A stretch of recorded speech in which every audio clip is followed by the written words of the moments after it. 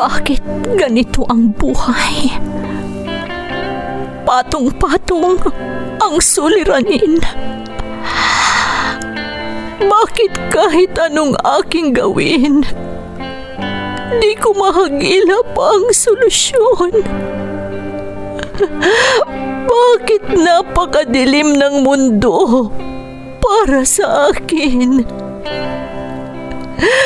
Kailan sisikat ang araw upang lumiwanag ang daang aking tinatahak? Upang lumiwanag ang aking mundo? Bakit napakailap sa akin ng magandang kapalaran? Napipili ba ang dapat mabuhay ng matiwasay? Ang dapat lumigaya? Tao rin ako. Ngunit bakit ako naisasantabi? Bakit?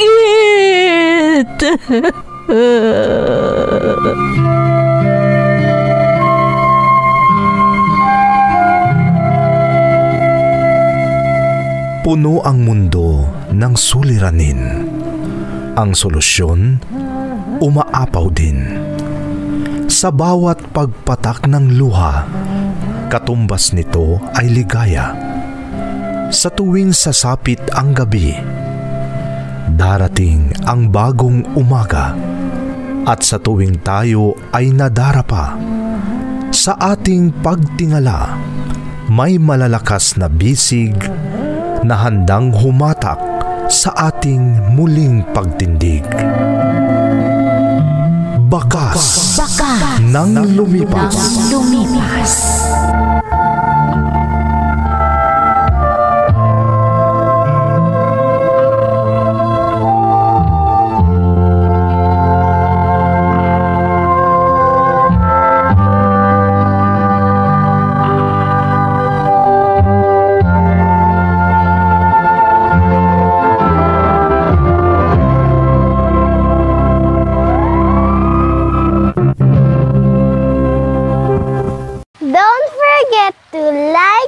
Share and subscribe to this YouTube channel and hit the bell button.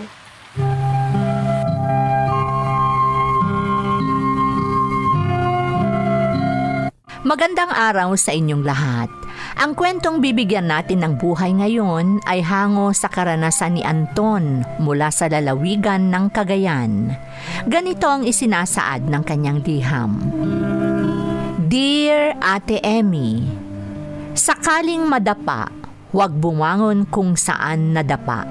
Bagkus, gumapang patungo sa lugar kung saan maaaring bumangon ng hindi na muling madapa.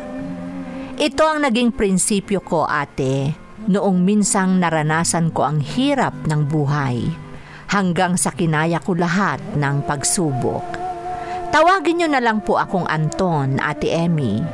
Taga-Bagao, Cagayan ako, pero nandito ako ngayon sa Cavite dahil dito ako nagtatrabaho. Sana ay mabigyan ng pagkakataong maisadula ang karanasang ito dahil naniniwala akong magiging inspirasyon ito sa mga nakikinig.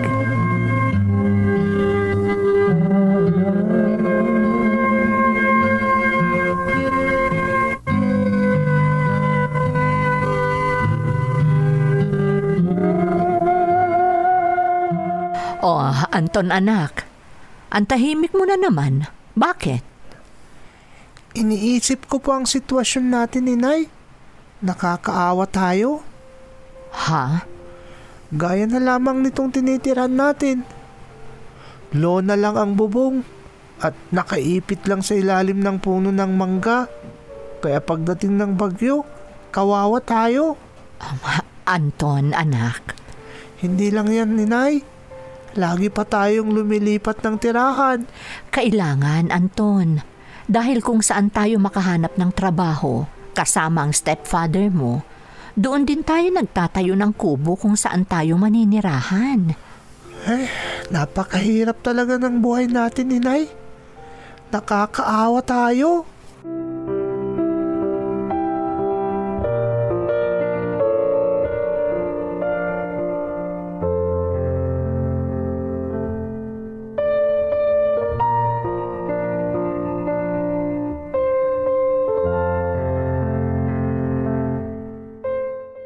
Inay, aalis po ako ha. Saan ka ba pupunta, Anton? Mangunguha lang po ako ng kuhol, Nay. Ha? Kukuha na rin po ako ng talbos ng ampalaya, sili at kung ano-ano pa sa bundok.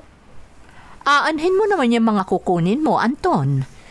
Ibebenta ko po, Inay, para makabili po ako ng papel at iba pang kailangan ko sa paaralan. Ano? Napakahirap kasi nang walang gamit sa school, Nay. Pinagtatawanan pa ako ng mga kaklase ko. Anton, anak. Huwag po kayong mag-alala, Nay. Babalik din ako agad. Hindi po ako magtatagal. O sige, anak. Mag-iingat ka.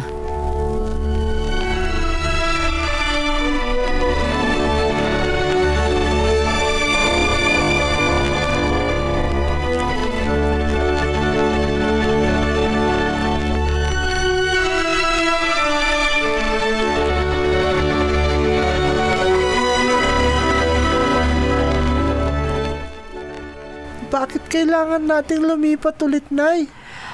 Ang hirap magtrabaho dito, anak. Kaya lumipat na tayo.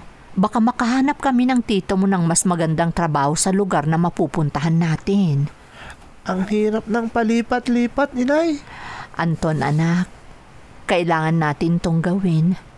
Hindi tayo pwedeng manatili sa lugar na hirap kaming maghanap ng trabaho ni tito mo. Wala tayong kabuhayan. Ay. Unawain mo sana ang kalagayan natin, Anton. Ikaw na rin ang nagsabi, mahirap ang buhay natin. Inay? Kaya mag-aral kang mabuti, ha? Alam mo bang masaya akong nakikita kang masipag sa pag-aaral? Na kahit wala akong maibigay sa'yo, ginagawa mo ang lahat para lang makabili ng gamit sa pag-aaral. Inay? Ipagpatuloy mo yan, anak. Galingan mo, ha? Dahil naniniwala ako, makakamit mo ang mga pangarap mo, Anton.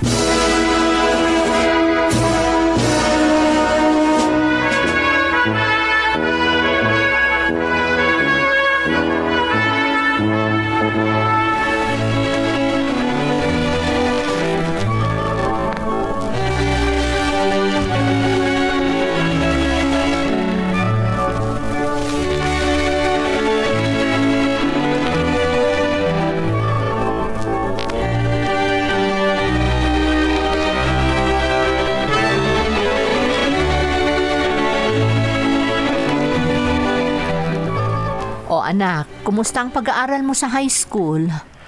Okay naman po, Nay. Pasensya ka na, anak, kung hindi kita masyadong natutulungan. Alam mo naman, may mga kailangan pa akong asikasuhin. Anak, bakit ka nagbubuntong hininga? Pasensya na kayo, Nay. Hindi ko lang po maiwasan. Anak. Lalo na't nakikita ko po. Kapag para sa kapatid ko, ibinibigay niyo sa kanya ang lahat. Lahat ng kailangan niya sa pag-aaral. Pero pag ako, kailangan ko pang magpunta ng bukid o kaya makipagsaka. Lalo na pag Sabado at Linggo para lang kumita ng pera nang may magamit ako sa pag-aaral. Ha? Ako ang gumagawa ng paraan para sa mga kailangan ko, Inay. Samantalang ang kapatid ko, lahat, ibinibigay niyo sa kanya. Anak, pasensya ka na. Huwag ka nang magselos sa kapatid mo dahil babae siya. Pakiusap, Anton.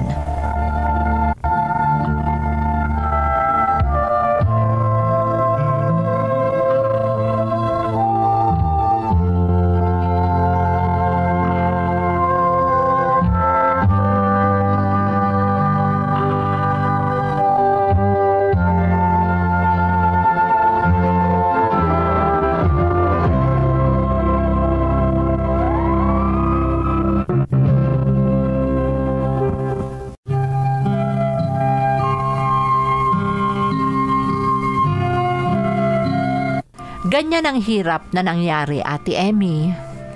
Nagtataka ako bakit ako lang ang nagsisikap para sa sarili ko, samantalang ang kapatid ko binibigay sa kanya ang lahat. Sa totoo lang, naaawa ako kay inay kapag sinasabi ko sa kanya ang mga nararamdaman ko. Naiintindihan ko naman ang sitwasyon dahil katulad ni inay, sinusubukang magtrabaho ng stepfather ko pero mahirap talaga ang buhay. Nung natapos ako ng 3rd year high school, niyaya ako ng isang kaibigan na pumunta sa Malaysia. Sa murang edad, naging TNT ako sa bansang iyon. Nagtrabaho ako bilang waiter sa isang restaurant sa Malaysia. Makalipas ang 1 taon at 8 buwan, bumalik ako sa Pilipinas para ipagpatuloy ang aking pag-aaral.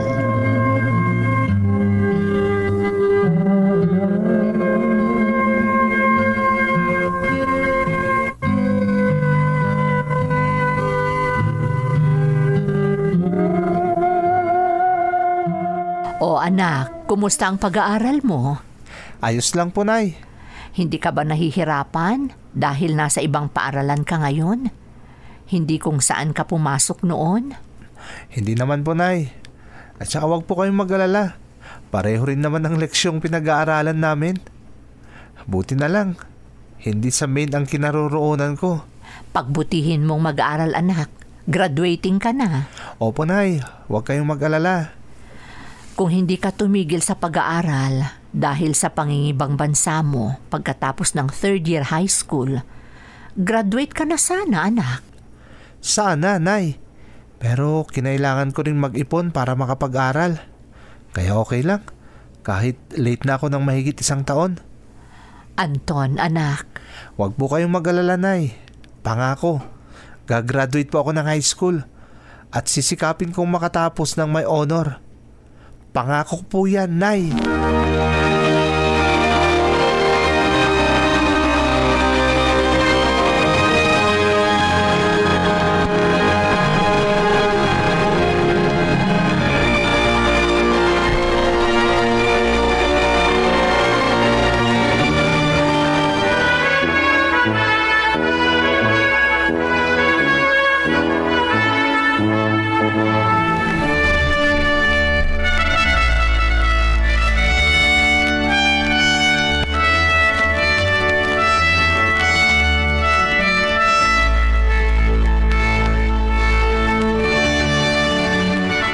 Congratulations, anak. Natupad na ang pangako mong magtapos ng may karangalan. Nay? Proud ako sa iyo, anak. Napakasaya ko. Honor student kang nakapagtapos. Nagpapasalamat din ako, Nay. Hindi na sayang ang pinaghirapan mo, anak. Oo nga po. At pangako, susubukan ko rin pong mag-aral ng kolehiyo. Anak. Marami pong examination para sa college scholarship, Nay. Siguro, makakapasa naman ako pag nag-exam ako. Matalino ka, anak. Kaya naniniwala akong makakapasa ka. Baka makapasa ka pa sa lahat ng exam. Napakaswerte ko naman kung ganyan, Inay. Para ako na mismo ang pipili kung saang universidad ako mag-aaral.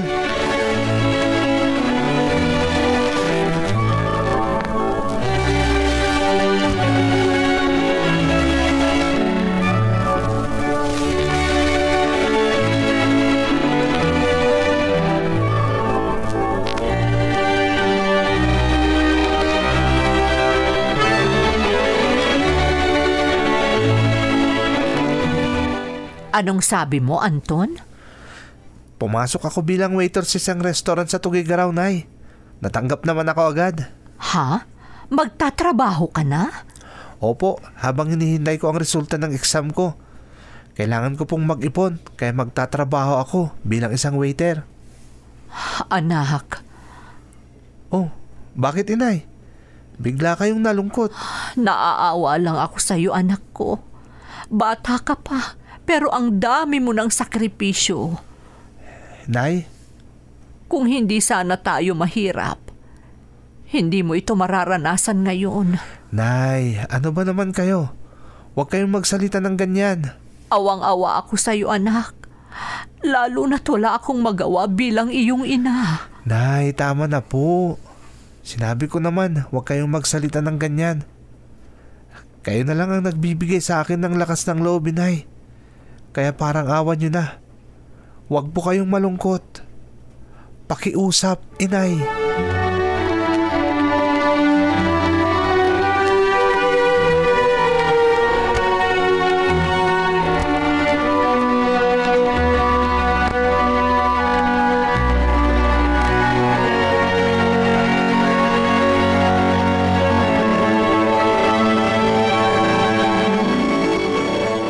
Nay, may good news ako sa inyo. Ha? Ano yon, anak? Magkokolehiyo po ako sa Cagayan State University, Andrews. Ha? Talaga, anak? Doon ka mag-aaral? Opo, Nay. Nakuha kong scholar. Magtatrabaho po ako ng 2 oras sa isang departamento sa CSU. Ay, binabati kita, anak. Kapag gabi naman po, Nay, magtatrabaho ako sa isang fast food chain sa Tugigaraw. Baka ma-overwork ka naman, anak. Natatakot ako. Baka kung anong pwedeng mangyari sa'yo. Huwag niyo po akong alalahanin, Nay. Kaya ko po ito. Pero anak... Nay, sinabi ko na po. Kaya ko ito. Wala po akong hindi gagawin para maabot ko ang mga pangarap ko. Kaya wag po kayong mag-alala.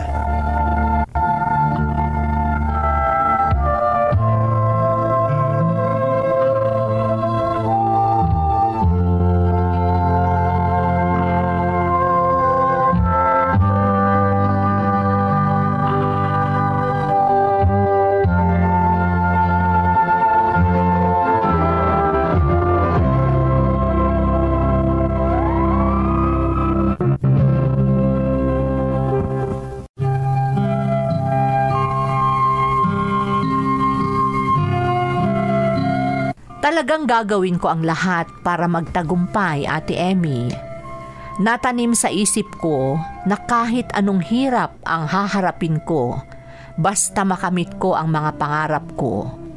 Dahil hindi lang para sa sarili ko ang ginagawa ko, kundi para na rin sa pamilya ko. Pero habang nag-aaral ako, ate, ang daming nagrereklamo na kamag-anak ng stepfather ko. Marami ang nagsasabi na hanggang umpisa lang ako at hindi rin ako magtatapos dahil mahirap pa rin kami. Hindi lang yun, lagi akong usap-usapan ng mga marites at mga maricon sa lugar namin na hindi naman daw pag-aaral ang inaatupag ko, kundi puro lang lakwatsa.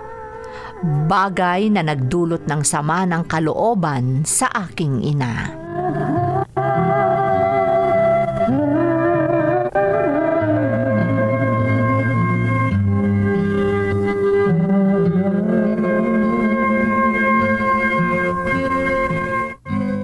Nasasaktan ako sa mga naririnig ko, Anton, anak. Inay? Bakit kaya ganun ang mga tao? Nakikita na nga nilang hirap na tayo. Lalo pa nila tayong pinahihirapan. Nay, wag niyo na lang pong pansinin ang mga naririnig niyo. Anton.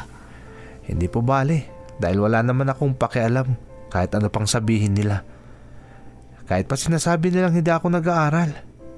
Dahil alam kong alam niyo, Nay, na nag-aaral talaga ako. Alam ko yan, anak. Dahil imposibleng sayangin mo ang lahat ng iyong pagsisikap. Nay? Ang inaalala ko lang, baka panghinaan ka na ng loob sa mga naririnig mo. Gagawin ko ang lahat para maging matatag, Nay. Pangako yan. Anak. Lalagpasan ko po ang lahat ng pagsubok na pinagdadaanan ko ngayon. Lahat ng pinagdadaanan natin. Gagawin ko itong isang inspirasyon para mas lalo akong magpursige na ituloy ang pag-aaral ko at magtagumpay sa buhay. Pangako yan, Nay.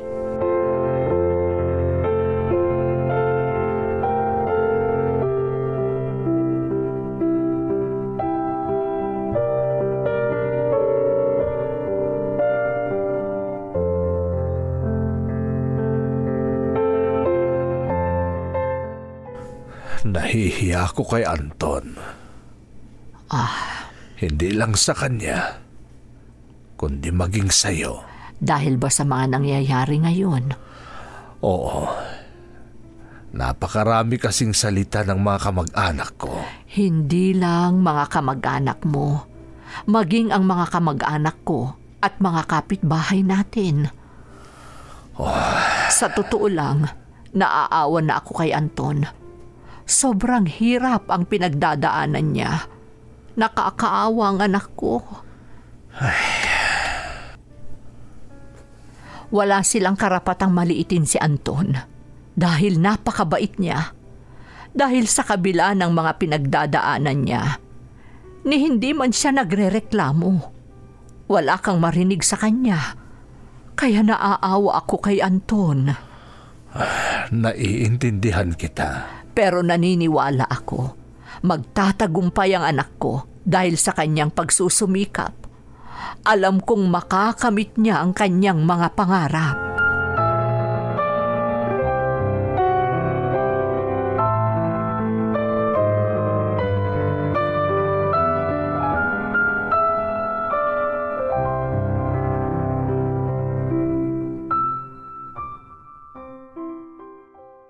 Kuya Anton, gabi na.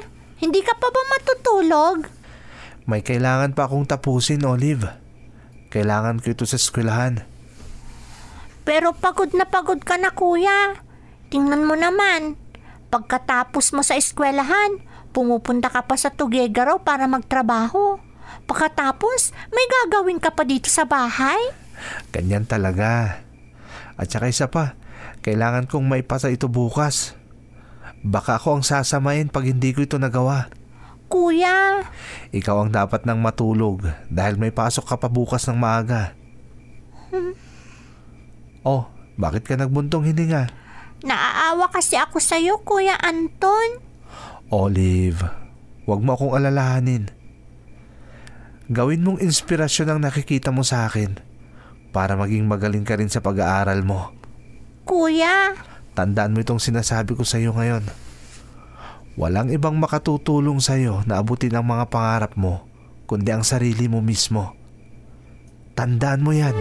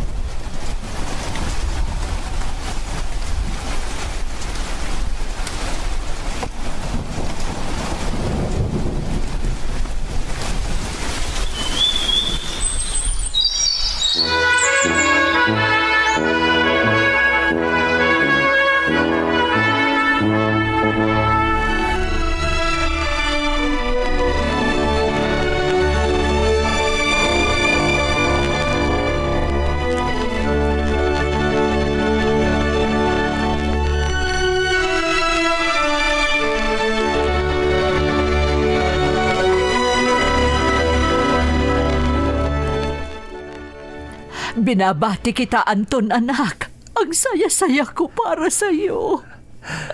Masaya kayo, Nay, pero umiiyak naman kayo. Paano ba yan? Luha ito ng kasiyahan, anak. Dahil sa kabila ng maraming hirap na pinagdaanan mo, sa wakas, nakapagtapos ka na ng kolehiyo. Salamat, Nay. Inihahandog ko po sa inyo ang aking tagumpay. Para po sa iyo ito at sa ating pamilya. Lahat ng sakripisyo ko para po sa inyo.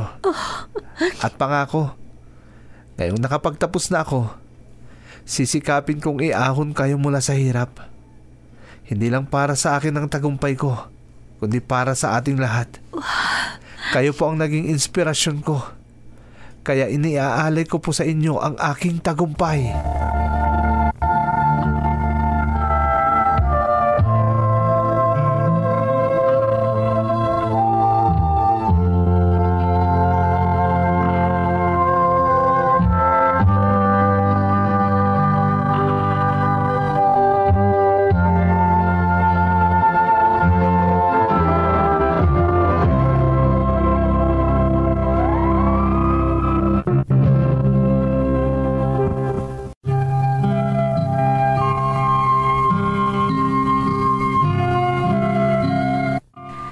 awa at tulong ng lumikha, nakapag-aral ako at nakapagtapos ng kolehiyo, Ate Emmy. Narito ako ngayon sa Cavite dahil dito ako nagtuturo. Hindi maikakaila sa aking kwento na marami akong pinagdaanang hirap at sakripisyo sa aking pag-aaral bago ako naging ganap na guro. Ngunit lahat ng pagsubok na ito sa buhay ay ginawa kong hamon at inspirasyon para magtagumpay. At bago ko tapusin ang aking liham, nais ko lang iwanan ang mensaheng ito sa mga tagapakinig. Hindi dapat maging hadlang sa ating pag-aaral at tagumpay ang anumang hirap ng buhay. Maraming salamat, Ate Emmy. Lubos na gumagalang, Anton. Anton, salamat din sa pagbabahagi ng iyong karanasan. Puno ng inspirasyon ang iyong kwento. Isa kang magandang halimbawa ng katotohanan na hindi hadlang ang kahirapan sa tagumpay sa buhay. Masaya ako para sa iyo, Anton, at sana ipagpatuloy mo ang pagiging matatag at pagiging inspirasyon sa iba. Muli, maraming salamat sa pagbabahagi ng iyong kwento dito sa ating programa. Bakas ng Lumipas. Di man